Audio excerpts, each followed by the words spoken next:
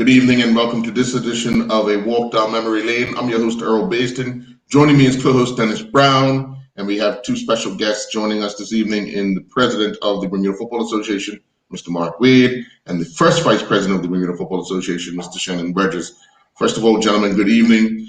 Dennis, this should be very interesting as these two once donned jerseys and fought the battle for their clubs on the field.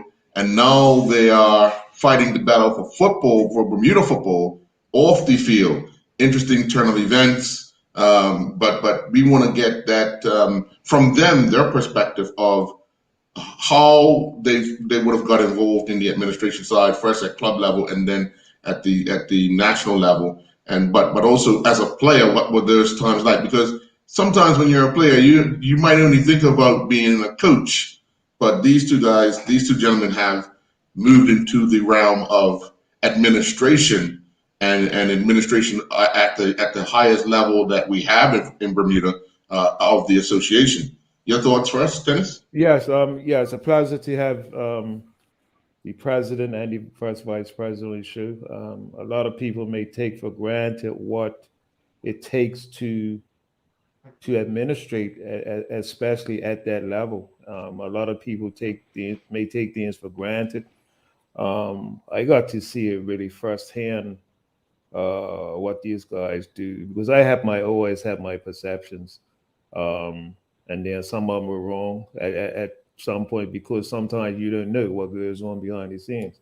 And since being on the PDC, like I see how hard these guys work, like behind the scenes, and it's incredible the amount of hours and time that these guys put into for the benefit of football in Bermuda. So it's a pleasure to have these guys on the show and to go back in their playing days, and then why they became administrators, which is going to be very important to us. Okay, so Earl falls out now and then. So the first question in relations to you guys' development coming through, and this is for both of you, how did you guys get involved in football as a youth, and who was probably your biggest influence as a youngster coming through your clubs? Just let the people know your clubs that you played for, and then so on.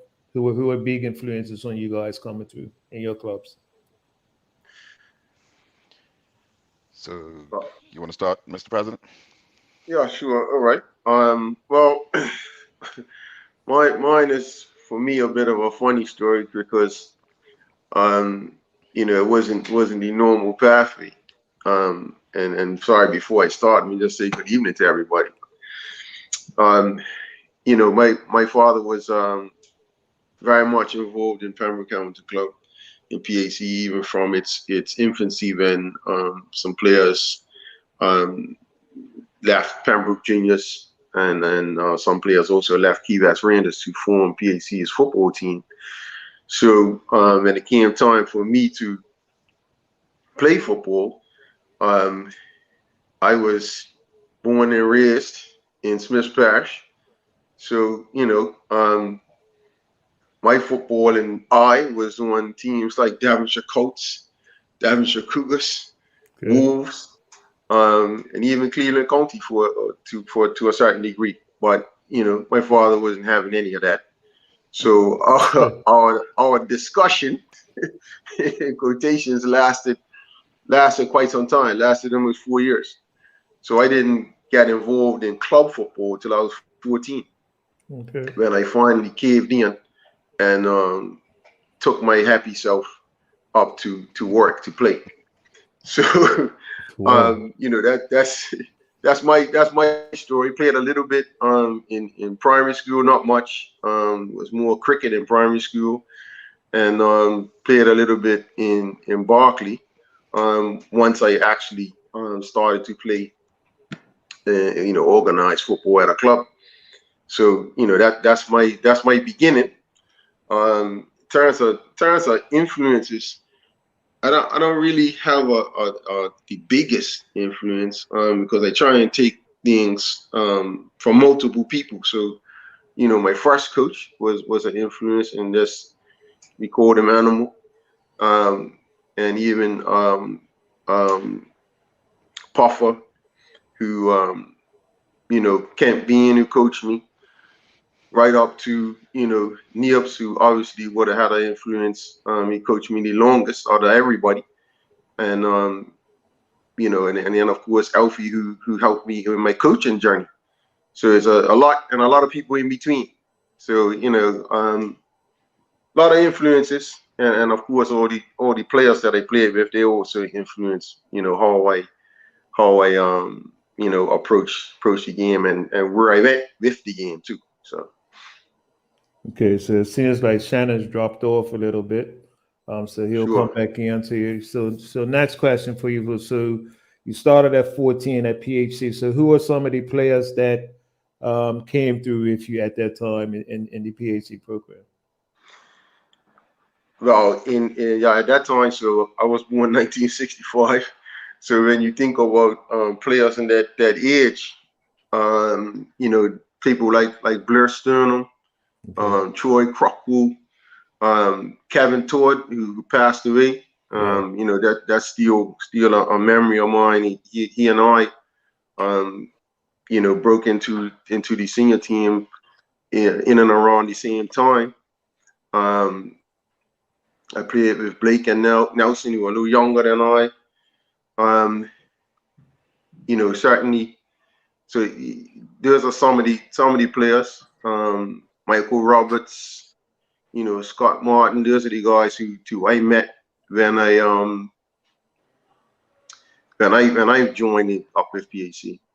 And it's looking back on it, it was only really myself and Kevin who broke into the senior team. Then it was Pappy, Selector Pappy was Yeah. the other, Okay. we all played together as youth players, and then tried to forge our way into the senior team, which trust me wasn't easy. We'll get to that shortly. Okay, Shannon. So how did you get into football, and who was a big influence on you as a youngster coming through? Yeah, sure. First of all, good evening to you gentlemen and to the listening audience. I am having some issues with I don't know if it's my iPad or my internet. My internet's normally stable, but I will try to get through this. I heard Mark's submission. Mark is a little older than me. I'll keep it clean. But Mark's younger brother, and I are the same age. His younger brother Scott is some months older than me, and so Scott and I actually grew up together. And I remember spending time at the house on Tarn Hill in particular. And so to hear Mark say he had a choice, and his first choice was Devonshire Colts. Obviously, it's the proximity of being in that Town Hill, Davos Hill area, where folk tend to look at Devonshire Colts as a first option. Um, my journey was quite interesting actually, and it's one thing that my brother to this day brags about. Um, as a youngster playing football around the neighborhood, never even considered, club football. I was probably about 7 or 8 then. So some of my friends had started to play. Jermaine Postlewhite was a schoolmate of mine, and he was playing for Devonshire Colts at the time. But my brother was an avid Devonshire Colts fan, and so one evening he took me kicking and screaming, put me on the back of his mobilette, and dropped me off to Frog Lane. Thankfully, I knew many of the guys that were there for training, but the first coach that I ever had was David Ferbert. Mm. And if anyone knows David Ferbert, Mr. Ferbert and was pretty much the backbone of Devonshire Colts from my junior year right up to my senior year. He was actually the coach of the senior team when I made my debut in the senior team. So if I think of an early impact, it would have to be David Ferbert. Um, from there, as I started to look up to players in the team, I actually started out as a striker. And so I looked at the Jeff Richardsons and Stevie Dickinsons. But then as David saw me to be perhaps more akin of a leader from the back, because I played striker for the Bantams, but centre half for the Miners when I played down. Lorenzo Simons obviously was one that I ended up teaming up with when I broke into the senior team, and perhaps was one I looked up to. Okay, so the second question, just as Mark, who were some of the players that came through with you in the program at that time? Because I remember, like you said, Dave Fabbert was Mr. Devonshire coach at that time. Developed a lot of guys. I think he was the first Bermuda scout, I believe. He was he was very good at scouting and recruiting, but Fabbert knew what he was doing. So who are some of the guys Yeah, so absolutely. I mean, coming through? under Faber's reign, the Devonshire Coast Orange ran probably a decade undefeated.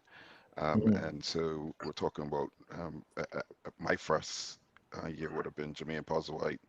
It would have been under You him, didn't so it play would have been a Somerset lot and ahead of PHC, us. you know? You played Yeah, Somerset and PHC? you can ask the Curtis Grants of the You world sure? what happened when we rode up to Somerset, even with Dennis Braun with the whistle in the middle trying to do his Oh, I part. can't remember that. I remember, like yesterday. um, Marvin Belbuda, Quincy Mm. Aberdeen. These guys were a little younger than me, but played up. Glenn Blakeney Smith, Yes. rest in peace. He was a very good left-sided Hmm. player. John Richmond. It's been a while, but the, some of these guys stopped playing at junior level to take on other interests. Glenn obviously became one of Bermuda's best cricketers. And so many people don't know he played football at a good level Yeah, yeah. during his younger days.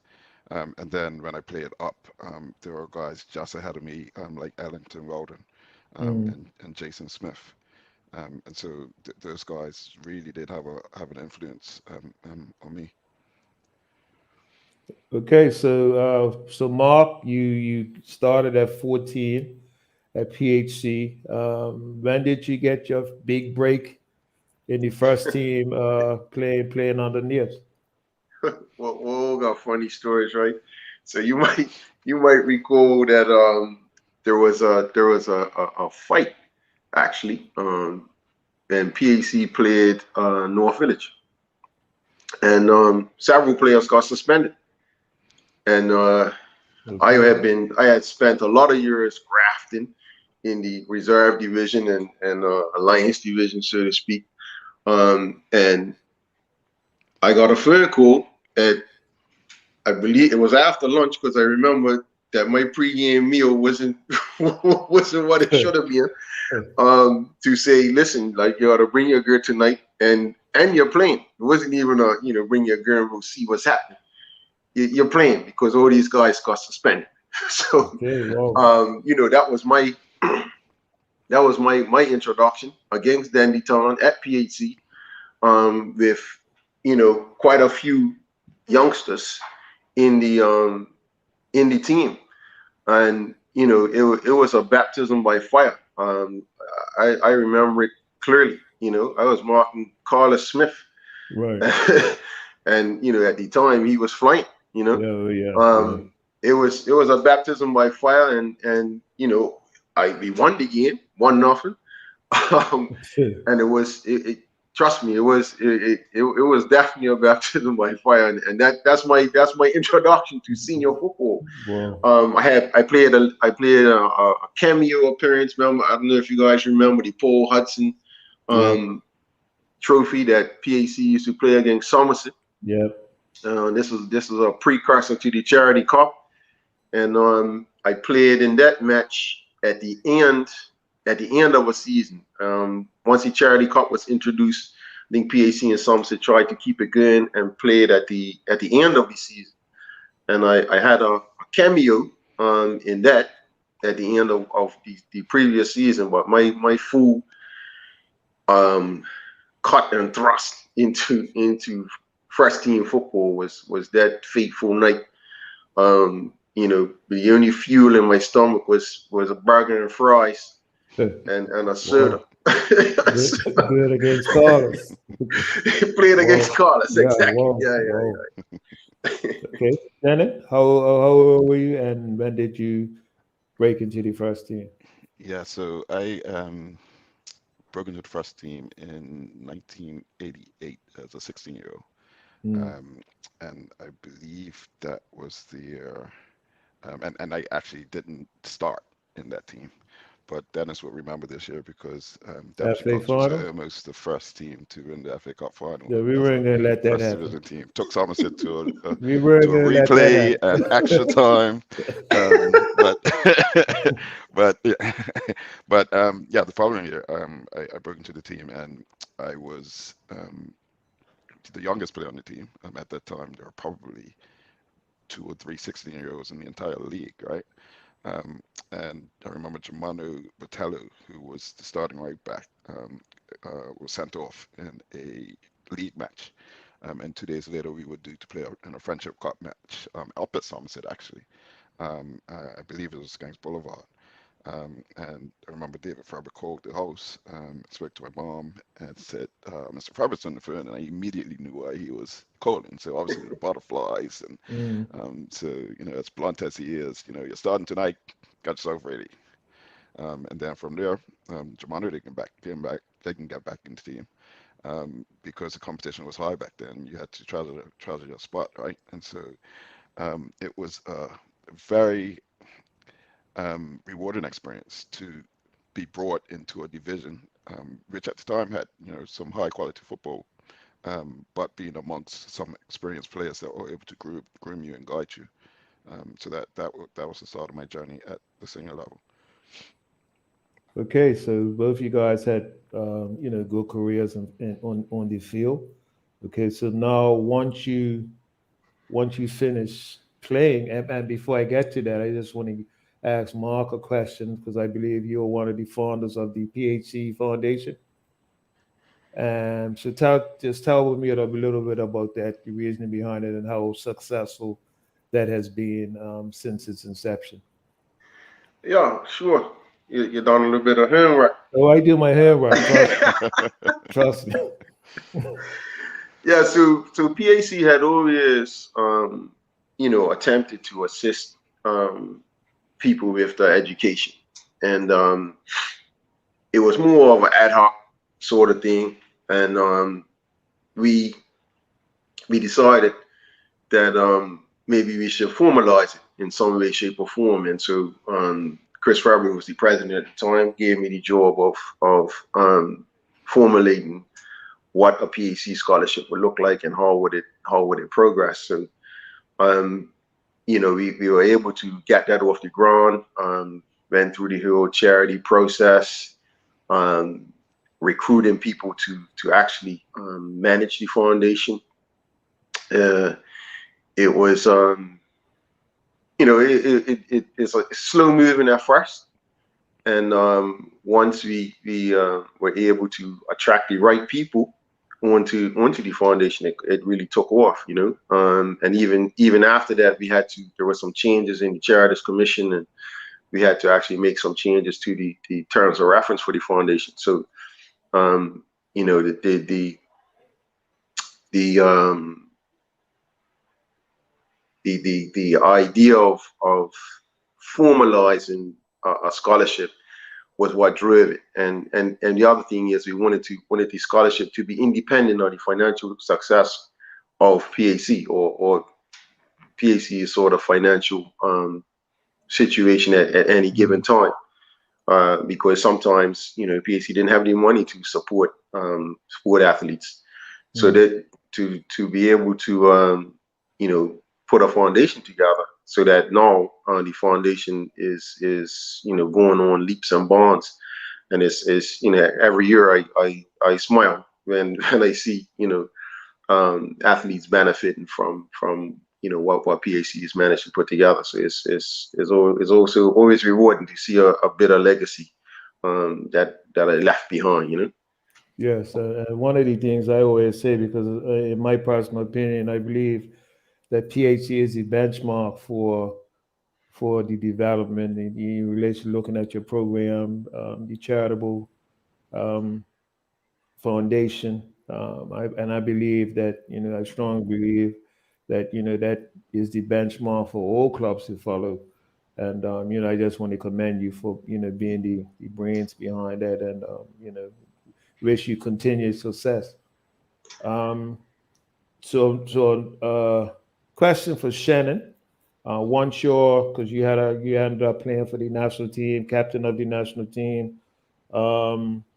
Once your playing days were over, did you ever think about doing any coaching, or you just wanted to get into the administrative side of things?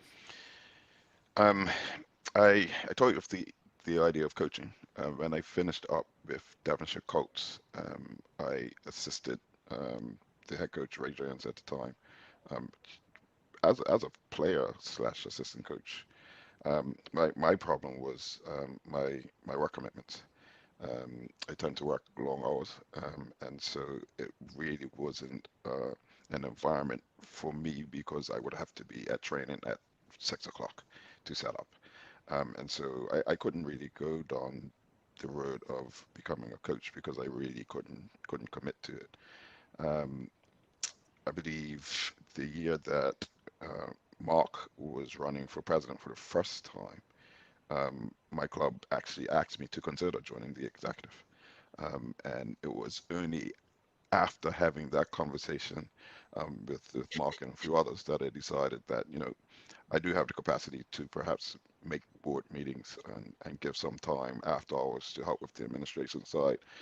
So perhaps this is my way of giving back, and I'm glad I did make that decision. Okay, and to Mark, you know that you were once you finished, you became the president of PHC before you became the president of the BFA. So, what was your reasoning behind you wanting to become the president of PHC before we get into your BFA journey? Sure. So, bit of correction. I was actually not the president of PHC. I was the vice president. Oh, okay. And it actually goes back a bit to when my playing career was coming to a close. We coined a phrase from the changing room to the boardroom. Yeah. And one of the things for me was having the sort of business acumen that maybe at some point I should lend that to the administration of football. So I spent 27 years in the telecoms industry, quite a few of them as a senior manager. So that was always a part of the thought process, and how could I lend the skill sets to the administration of football. I took a pathway to coaching. So Yes. PAC convinced me to coach girls, because that was my first coaching job. Okay. Was to coach PAC women, and I was doing that while I was still playing. And that all came to a halt in 1997 when I broke my leg. So that kind of sped up the process to getting serious about coaching. And then once I at one point I was coaching, vice president of the PAC, coaching, and on the BFA executive, and it was quite a bit. And operating at that intensity, you can only do that for so long before you have to start stripping things away, and getting a bit more focus, right? So I'll certainly, the idea of working within PHC at the administrative level was an easy transition, to be honest. And then on to the BFA. And I'll be honest, you can blame Ray Jones and Troy Lewis for convincing me that maybe I should run for the presidency, because that wasn't something that was on my radar, to be honest. Okay, so once they convince you, because I believe you got in Mr. after Marcendon, was it?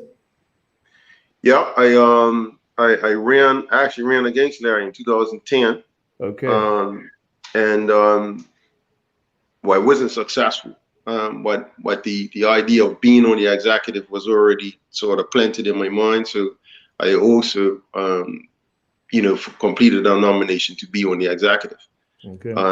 I was successful. And from that point on, it was about learning, really. Obviously, being a senior manager is one thing. Running a football association is something else entirely different. But it's been is rewarding. Working within PAC was rewarding. The project at PAC was about modernizing. For as we all know, at PAC we were a direct playing team. And it was about modernizing the game. So after the success of the team of the 80s, we had sort of up and down success, and it was time to sort of modernize. And so the project at PAC was about modernization. And once I felt like that was completed, which was it took over 10 years to do that, change a culture. To move into the executive was the next thing. Okay, so Shannon, once you were convinced by your peers to run for an executive position within the BFA, what was it like once you got in, and what was your feelings like once you got in as an executive of the association? Yeah, that's a good question. So, my history with interacting with executive members as a player was all oftentimes bound with friction. Yep, same Um, here, same here. at times, I didn't Mm. think that some of the decisions that were being made were in the best interest of players. Um, and so oftentimes there might have been somewhat heated exchanges, even when I was the captain of the national team. So my primary objective was to help to encourage my colleagues that sit on the executive to always make decisions with a footballing lens. And when I say a footballing lens, meaning how will this impact the players? How can we make decisions to help to develop players? And that, in my mind, should be at the forefront for any decision that we make. So that was my initial goal. Sitting on the executive, you get to, and I think you touched on this at the beginning of the show. Um, Sometimes you have contacts when you're sitting behind the table that others on the outside of the association do not have, and so we need to know as administrators find a fine balance around the amount of contacts we give our stakeholders versus actually getting the job done. And so sometimes when we make decisions, people may not understand why. And it's not often um, enough time to sit down and have conversations because we've been given a mandate to get on with the job. And so switching to an executive hat, that during the beginning of the journey was a challenge for me, but obviously much more comfortable with the fact that we are pressing ahead in the benefit of football, and we have people around the table that are making decisions um, to benefit the players.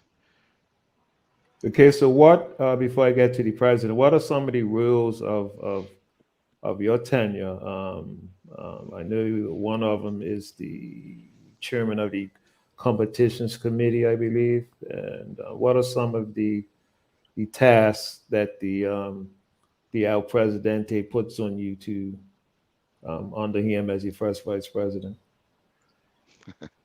So you're going to ask that question when we took 4 months to actually get the league started. Whoa, Where do you want me to start? whoa, whoa. The amount of times we had to change the schedule because dates have changed. Like we need to get this thing started. Um, because once again, we feel for the players, right? The players and it's a year of football. And so the main thing right now was recommencing football safely. And that took a lot of work, a lot of engagement with the ministry and other stakeholders. I had a call with the ministry this afternoon, and we butted heads during the process. But I think we're in a place now where we are forming a better working relationship to ensure that not just football, but sports is really supported in country, because if you look at football, from grassroots up, we probably touch the widest part of the community, right? And so we have to support each other in order to ensure that the game of football is being played. So from a chairman of competitions perspective, president looks to me to ensure that our competitions are fit for purpose, and our scheduling is appropriate, which comes with its challenges, with the shortage of night fields, shortage of referees, COVID protocols. And so I have a very good committee, thankfully, because I told them my resignation letter is prepared, yet unsigned, but it's been a challenge. And talking about challenge, just let's go back to 2020 when the pandemic first hit. How challenging was it for you guys, for you as the vice president and the chairman of the players, the competitions committee? How challenging was it, like you said earlier, to get football back up and running? Because we know that football brings everybody together. Like how challenging was that, and stressful and aggravating, frustrating was that? You summed it He up. was, I'm telling he you, was, I think he was copied on some of our emails. I'm telling you, I feel like he would. unreal. It was just that, but I mean, we recognized that we were in a state of emergency, right?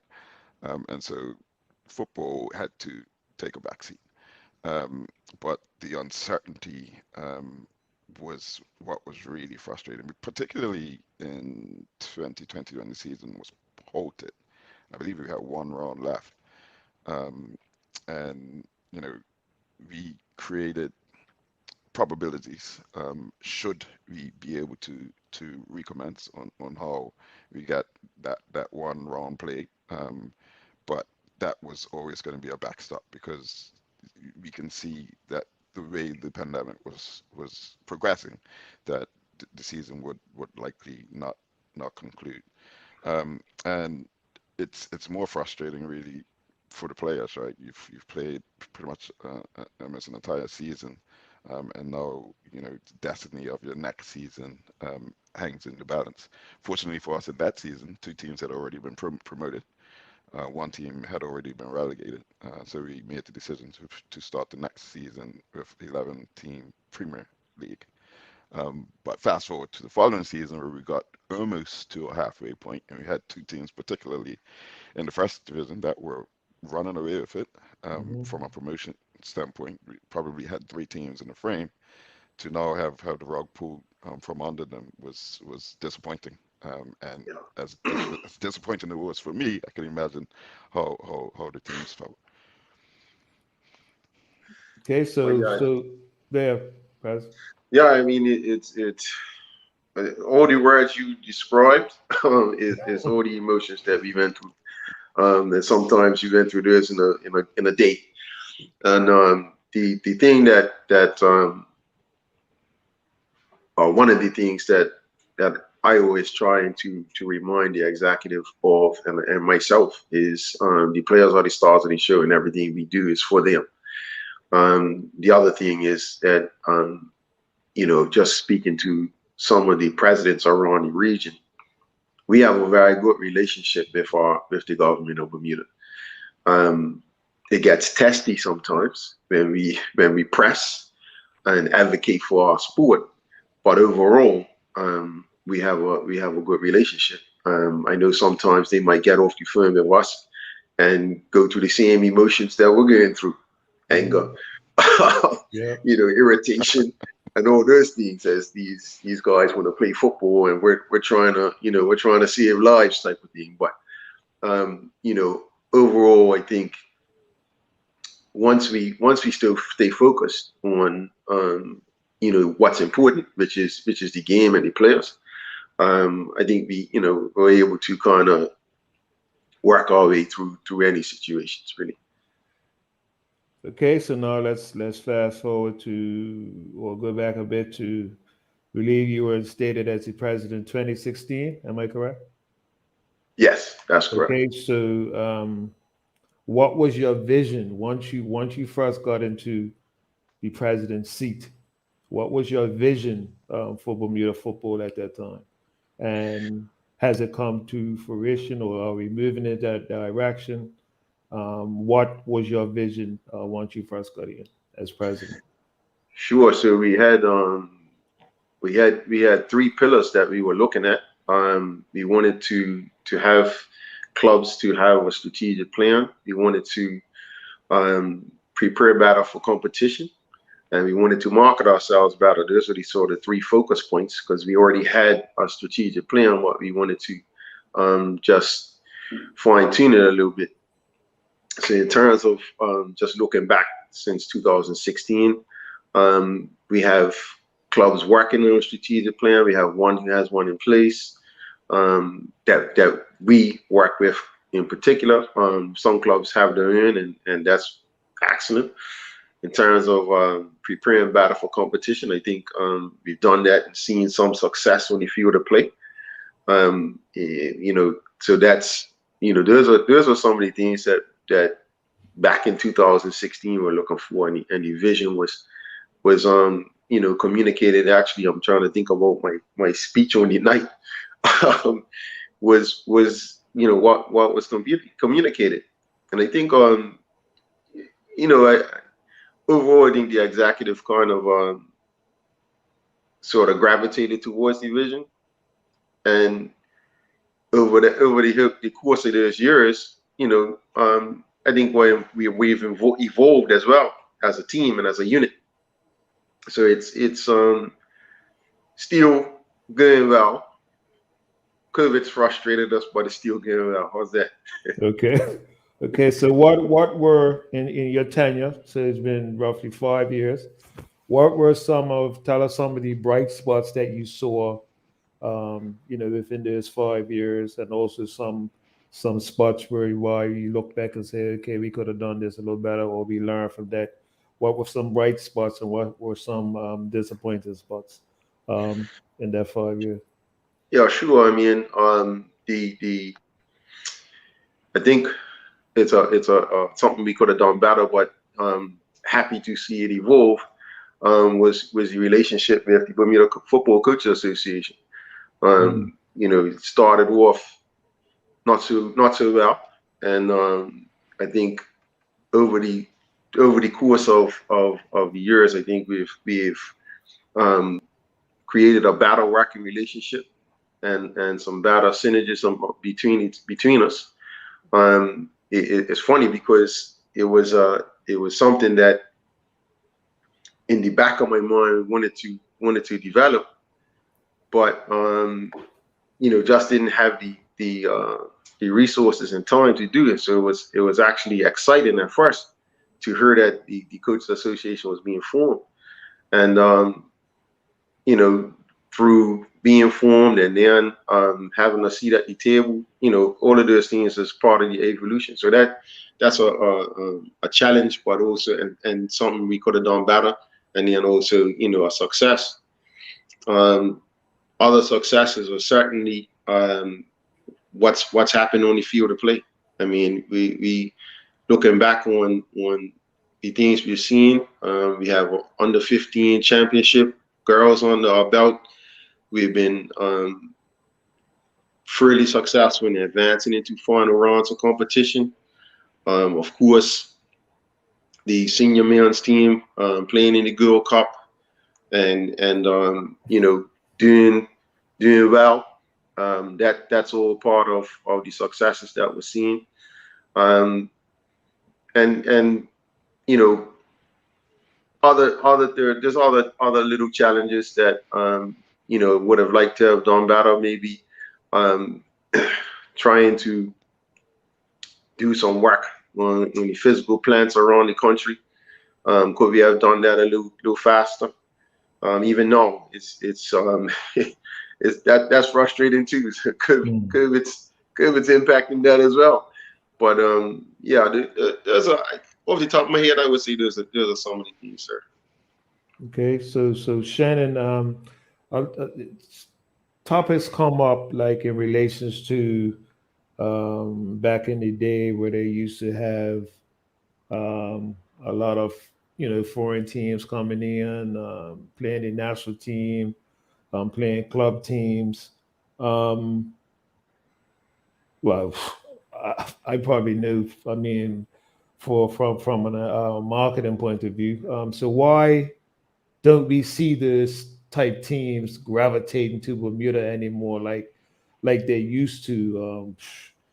We used to play. We foreign pro teams used to come here like every year, a couple of teams a year.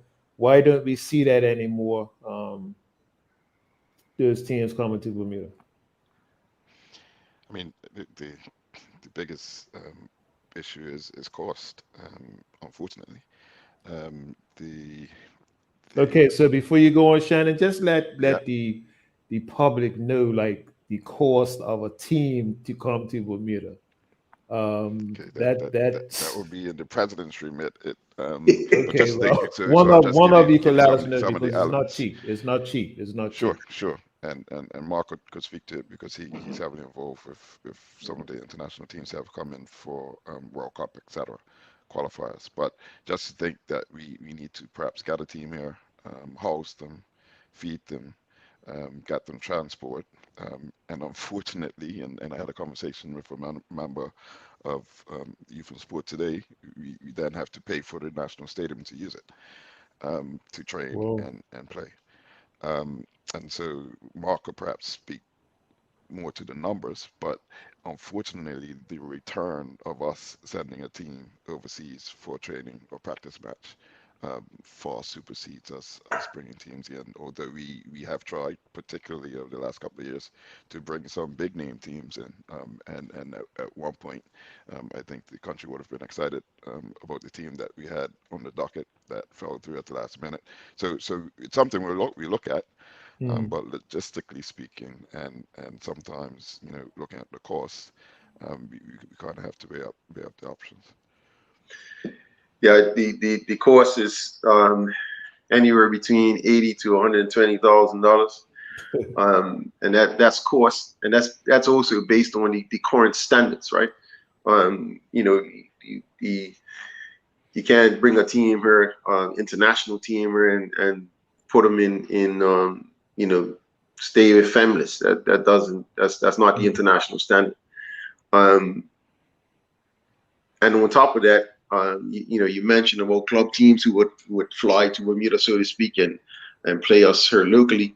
Um, they now we have match agents, and we have match fees. These teams won't commission. Upwards of $40,000, $50,000 on top of the expense of bringing them here. Well, And so it's not as attractive. Um, and then if you then look at a club team that isn't at the same standing as a Manchester United, as a Aston Villa, um, then the public isn't that energized to come to the match. So we're not recouping. The expenses at the gate. So it's a balancing act in playing matches at home, or even playing friendly matches at home. I think we bought the New York Cosmos here, and while it was a good match for our teams, the financial return wasn't there, and it ends up being an investment versus mm, a self-contained financial expense, right? Where we could break even. So it does become challenging. And as Shannon mentioned, sometimes it's actually far cheaper to travel and play. okay, so Particularly since Dennis, I uh, mean, when you and I were in the national team, all our teammates were pretty much locally based. I mean, when I yes, was there, perhaps when Sean left and Carl left and David left, um, they were actually an anomaly at the time. Now, if you look at the makeup of the national team, we will probably have to fly in the bulk of our team as well. Um, so it's something that we would love. We want to get the team playing in front of the home crowd, and if and when we are able to do so, we will definitely push for it. But there are a lot of other things at play. And just looking at the makeup of a lot of our national teams now, boys and girls, most are playing overseas. Mm-hmm.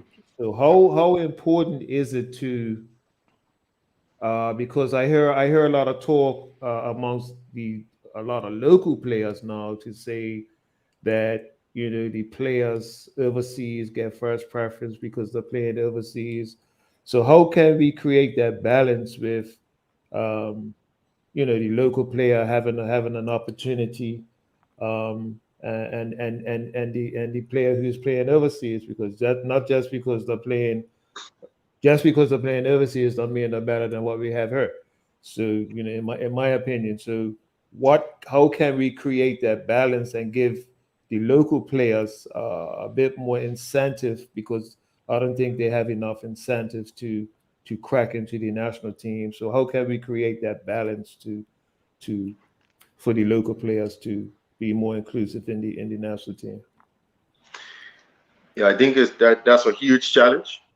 um, and one of the ideas that we have, or things that we've done, is to try and have sort of mini camps where, especially over the Christmas period or over school breaks, when players return to the island, um, to get down to training together, so we can have high intensity training and matches where the local player can basically match his skills against the player overseas.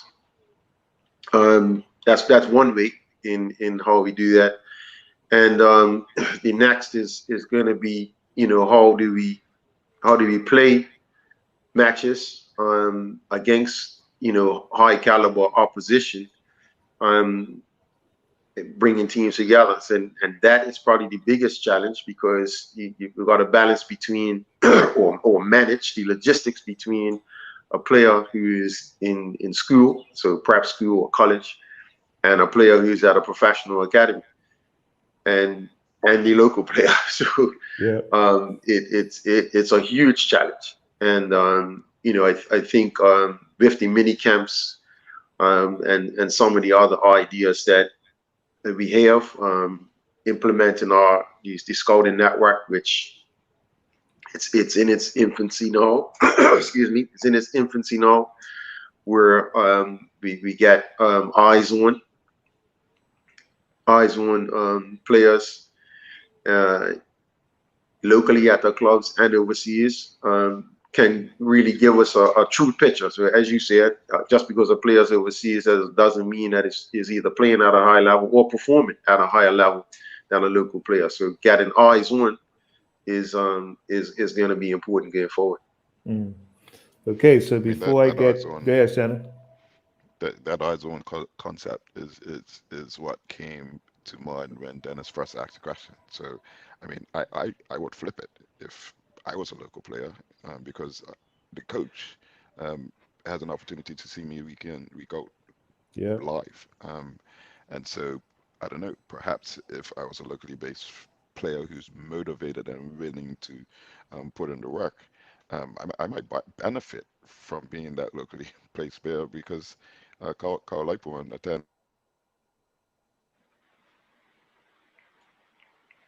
Looks like we lost him, We Dennis. lost him. ways. Yeah. Yeah. Okay, so another question.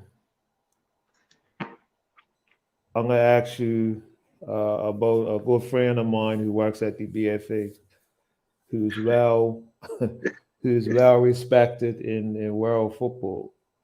Um, David Saber. I think a lot of people take for granted what this guy Hmm. means to Bermuda football. And I was like Shannon years ago, where I think first it was Joe Braun as the general secretary, and then David took over from Joe Braun, and we take for granted what these guys bring to the table because David is well respected all over the world in football. So, what does David Sabur mean to you within the Bermuda Football Association? Oh, David is the foundation of the BFA and the office, right? So executives get elected and come and go, and the continuity has always been the office, and David's the leader in the office. So that's probably excuse me, the more operational side of it. But from an international perspective, as you said, well respected over several different disciplines, from match commissioner to venue manager, stadium manager, disciplinary committee. Is the longest serving GS in the world. And I challenge anybody to tell me I'm wrong. And he is actually seen as the standard bearer for general secretaries in the world. And quite often, he's asked to conduct seminars, to help other countries develop that relationship between the GS and the technical side, and the GS and the executive side of member associations. So you just heard recently, the working relationship between David and Maurice was recognized as a standard bearer, and they were asked to give a presentation to several English-speaking countries. So the work of a GS is you're managing an office, but then you're also managing international relationships. And I can tell you, it's not a 9-to-5 job.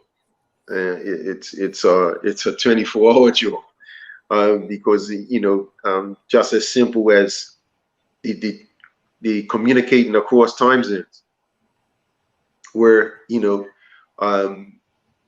the UK is 4 hours ahead. Going even further far in Switzerland, it's 5 hours ahead. You're receiving emails and phone calls all through the night. And David's been doing this for a very long time, so it's an experience that is invaluable to football in Bermuda, not just to the BFA as the national sports governing body, but football in Bermuda.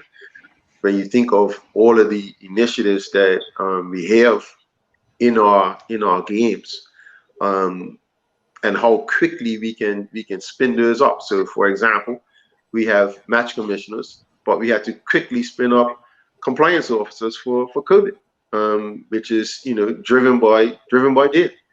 And it is, when you think of the things that David has shepherded the BFA through, it's an experience that you just can't you can't just minimize it. You can't even put a figure on it, to be honest. So it's for me, it's important. And I'll be honest, I was one of those people sitting on the outside looking in, and had some criticisms of the BFA and how it was run. What does a GS do anyway? I'll be honest, I said that in my in my young years. Yeah, we all said that. Yeah. You know what I mean? Yeah.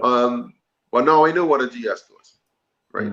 And now I know what executives do and what needs to be done. So yeah, I think the Bermuda should be proud of the Dave Saber and the BFA office, because it is recognized as a center of excellence.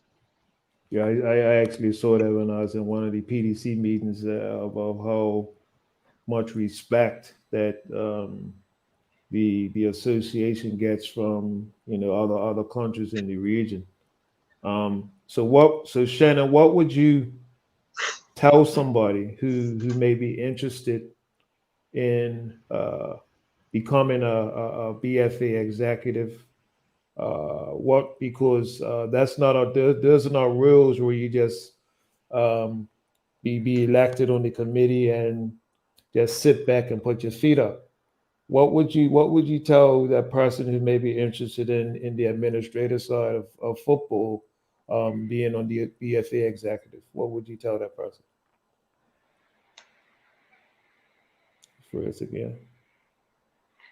Looks like it. Yes, first again. Okay. Well, I'll take that question. Okay. I would say that, what. Yeah, sorry to hear your question. Okay, good, Shannon. Yeah, I tried to change the voices. That didn't work for me. But what was the question?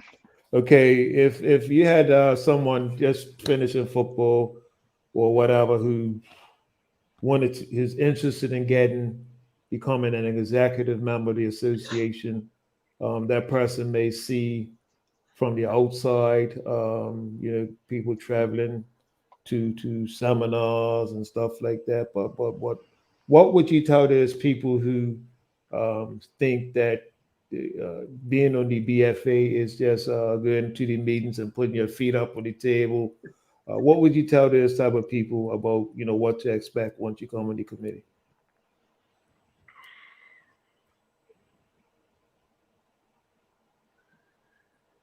You heard that, Shannon? Looks like we missed him again. All right, while it's sorting this out. He actually the one of the executive members that doesn't often travel to the meetings because of competing priorities. It's something that has to be done. We need to forge relationships.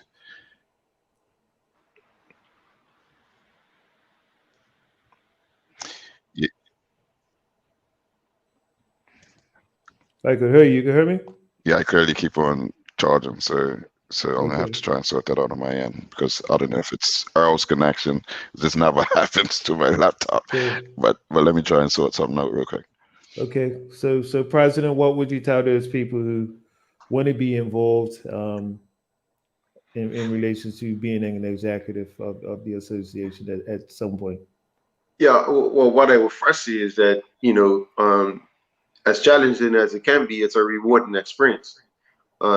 To see that, especially when you make a decision in the boardroom that directly impacts performance on the field, or directly impacts a player, and that part is very rewarding.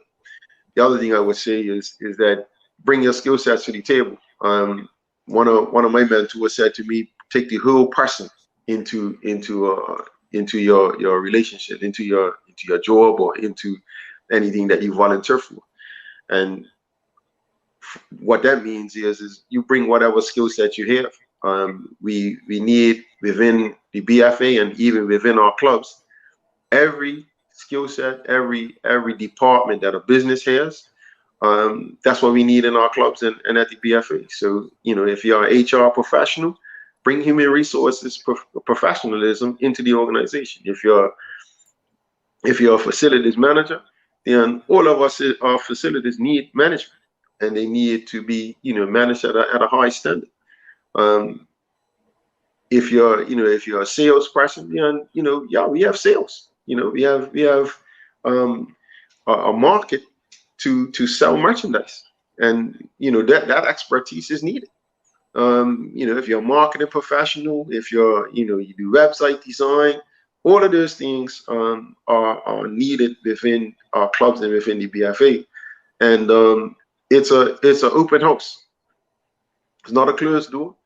We're open to receiving this expertise within our organizations, and that's the only way that we're going to get better.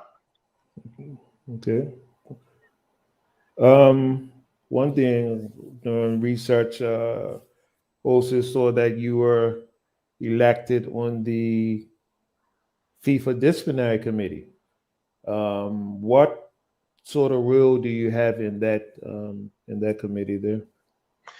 Sure. So what you have is you have a cadre of a number of persons on the disciplinary committee, and you got assigned cases for any number of things. So the last cases that I adjudicated on were disciplinary matters with teams, in rather it be futsal competition or actual outdoor 11-a-side, where you got match reports and then you have to deliver your decision. We do that remotely.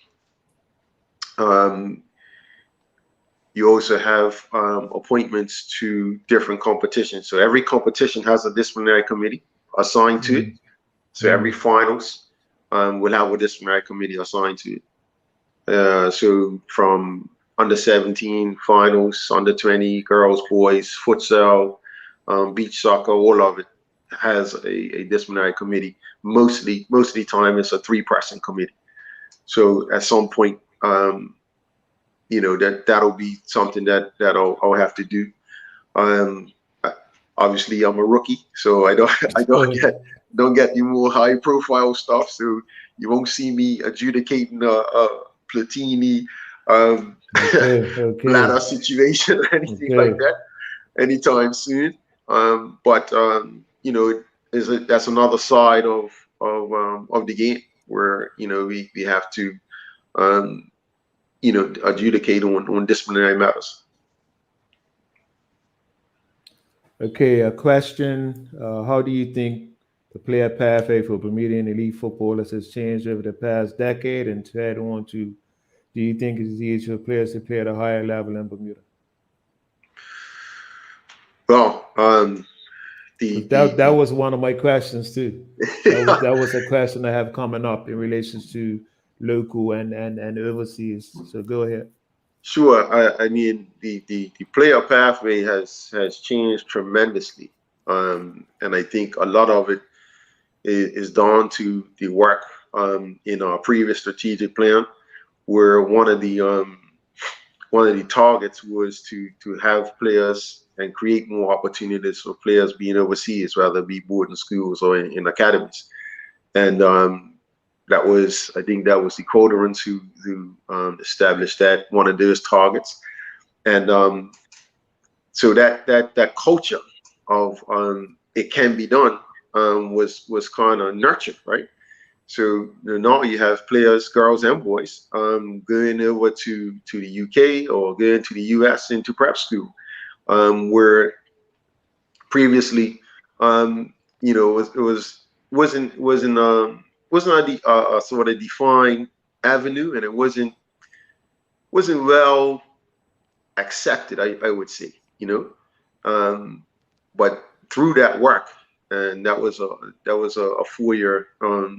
4-year strategic plan. Through that work, the exposure, the opportunities are immense now, so that's for me, that's work done here locally in Bermuda, where that pathway has changed.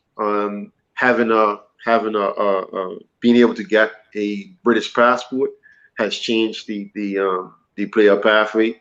I'll use Stephen Ashford as an example, who came along before Bermudians got a UK passport. And unfortunately, Preston North End, weren't able to make the case. They went all the way to court to try and make the case for Stephen to be able to sign to Preston North End. So, that thankfully we can get a British passport, and that pathway is wide open now for local players to make it into the elite areas. I think the advent of the internet and being at YouTube, being able to send or even point coaches to videos has opened up opportunities in that way. Could you imagine Zico Lewis playing in Iceland? years ago. No, you wouldn't. Or players playing in Norway and Ireland.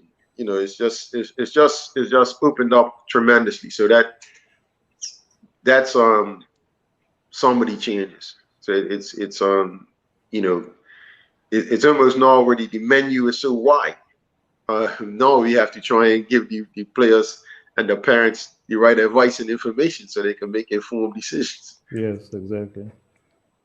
Okay, so to Shannon, we often hear of how local football has declined a lot. What in as an ex national team captain, national team player, what do you think the local player needs to do to enhance the level of play in Bermuda? What we see today. So for what I see at the club level is really commitment, firstly and foremost. And perhaps we were growing up. I can't imagine taking a ride from Devonshire to Tom without passing a kick in several areas where football is being played all the time. The thought of missing training just wasn't even a thought. Those commitment levels have declined as a result. Some of the output has perhaps declined. Um, but on the back of that, the structure of some of the coaching programs have improved to help to try and gradually push us back to a higher level. Um, but I think it starts with player commitment first and foremost.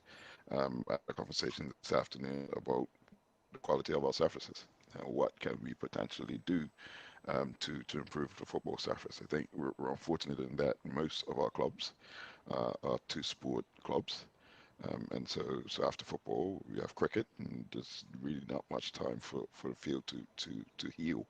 But I remember when I returned to Bermuda from being overseas in university, I at first struggled to readjust to the playing surface because we were used to playing on smooth surfaces. So there's a few things that perhaps need to be done on the club side, but I still think the key is the level of commitment amongst players. Okay, and President, question because I heard in the PDC all the time in relations to where we want to be, where do we want to see Bermuda football in the next 5 to 8 years? Where do we want to see? Because in my opinion, we have more players overseas than ever before. Um, talent, talent galore. Um, where do you see us in the next 5 to 8 years internationally? Sure. I mean, internationally, our target is to make it to a World Cup, either boys or girls, or at any age group. That's the target. Um, yes, we have lots and lots of players overseas.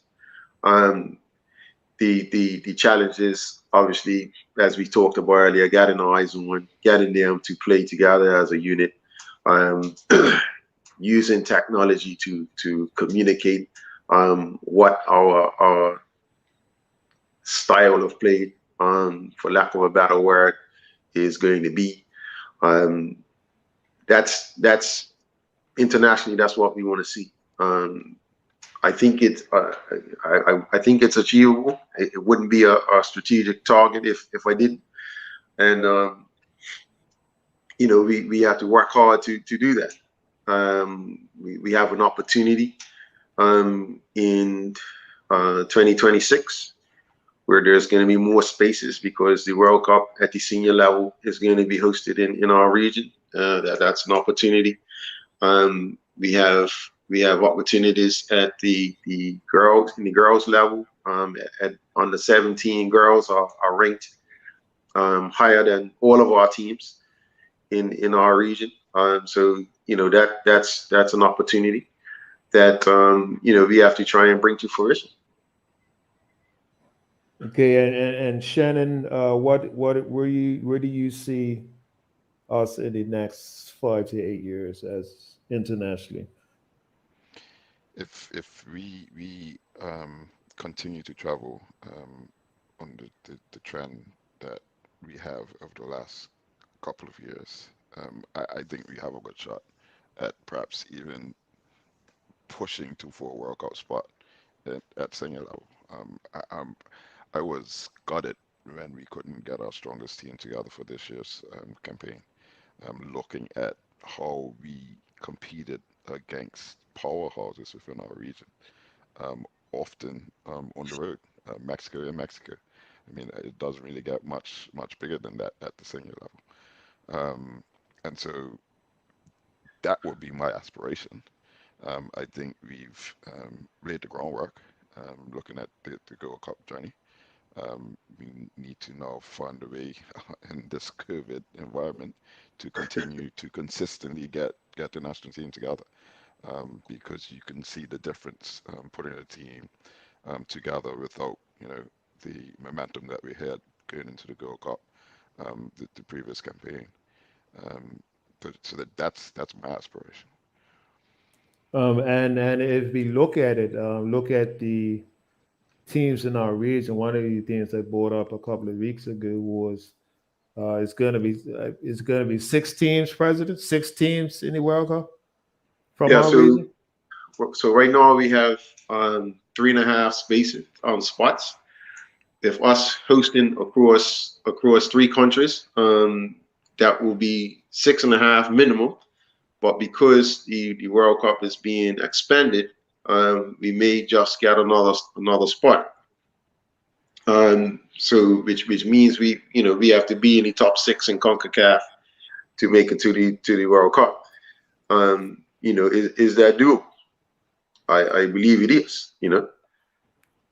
And just looking at the teams, you always see, and I don't think Mexico is where they used to be years ago. USA has just rebuilding, Canada.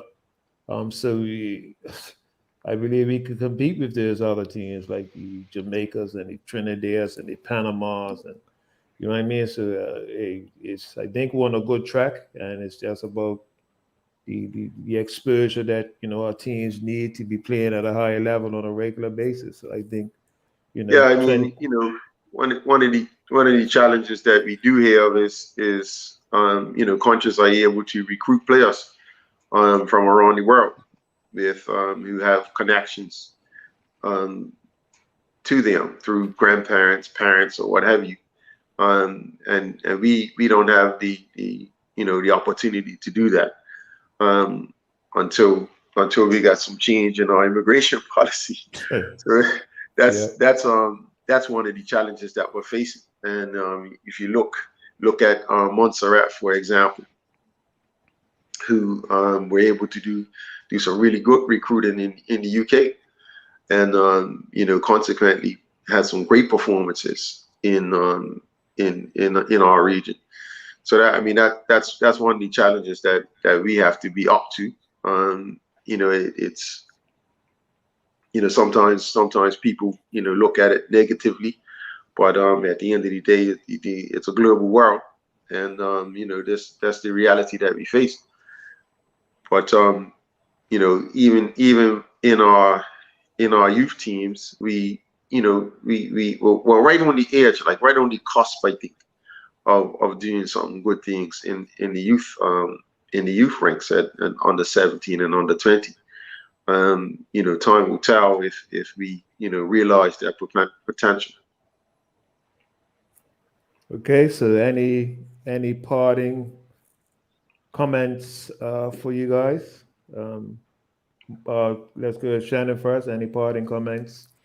Um, I mean, I guess since we finished on the administration side, just looking at oftentimes comments in social media around the things that the BFA are doing, positive and perhaps negative criticism, and we take it as feedback.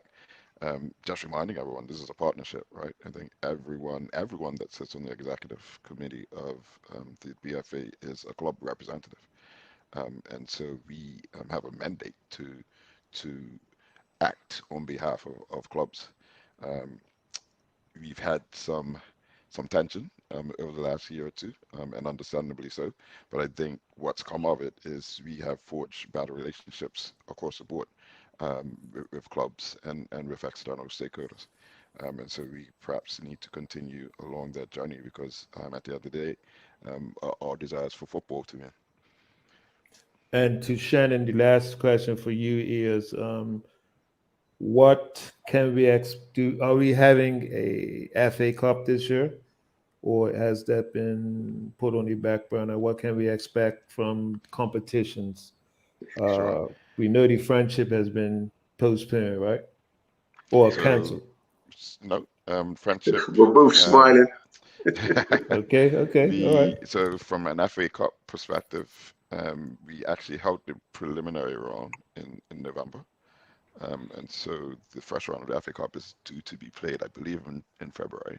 What we did once the Charity Cup and the league was cancelled, we focused on scheduling the first half of the league matches between the end of October and January 1st. The second half of the season, we should, if things continue to remain as is or better from a COVID perspective, have enough time or weekends to play the cup competitions within the second half of the season.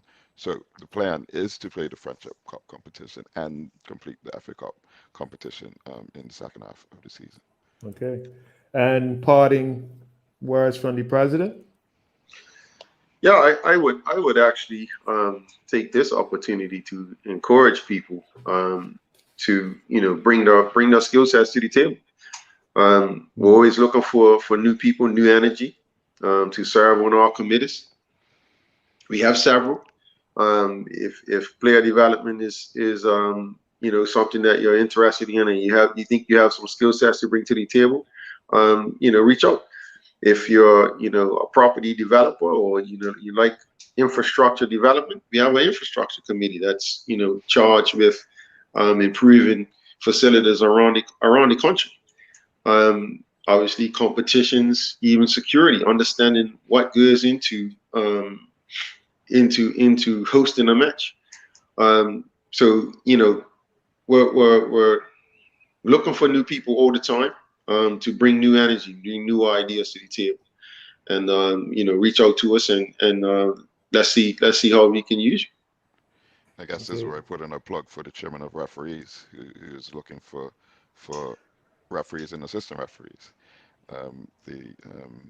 We're kind of at a depleted level, and so reach out to Cranston or the office. We have some good opportunities for our referees locally and internationally. Yeah. Okay, guys, I just want to say it's been a pleasure. On behalf of Earl, who sends his apology for the connection Ray on in Colombia, it's been a pleasure having you guys on. We talked a lot about the administrative side of football, where people may have formed their own opinions of what happens within the BFA. I mean, I'm like Shannon. I was one of those who think, what the BFA guys just sit up there, smoke their cigars, and put their feet up with the desk. But from being on the PDC and looking in, I know it's a lot more than that, and it's a lot more hours that you guys bring to the table. So I just want to thank you guys for coming on tonight, and thank Bermuda for watching, and look forward to another good show of A Walk Down Memory Lane next week, Tuesday. Sure. Goodbye, and Thanks for having me.